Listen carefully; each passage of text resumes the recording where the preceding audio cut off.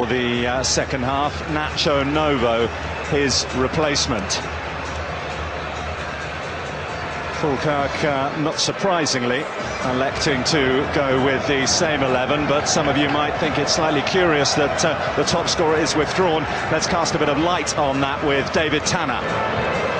Billy was one of the last players up the tunnel at half-time, and Chris Boyd complained to the Rangers fitness coach, and I quote, "It's too hot to play football out there."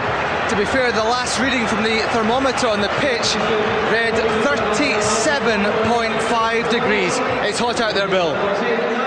Thanks, David. Well, let's hope that he's the only one who feels like that, otherwise the final might be somewhat truncated. So Chris Boyd withdrawn. Nacho Novo, the Spaniard, has been in Scotland for a few years, perhaps more accustomed to those stifling temperatures. We shall see. Certainly Rangers need some sort of injection in this second half of urgency if they are to start making more of an impact in this cup final. On the plus side though, Falkirk, despite their superiority in the first half, in terms of play and possession, you'd have to say, weren't able to trouble the goalkeeper. Unlike Novo! Well, that is what you call an impact!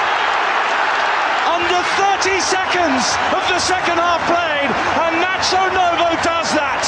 An absolute stunner! Well, that's the only one word to describe it, Bill. Absolutely stunning. He just loses Scott Arfield here. Scott Arfield ended up wrong side, and Novo's got the time to allow it to drop to a nice height. And Marlow is absolutely helpless. I wouldn't blame the goalkeeper. I don't think he's out of position. He's slightly towards his front post, as you'd expect, and that is just about unsavable. A wonderful effort from the substitute.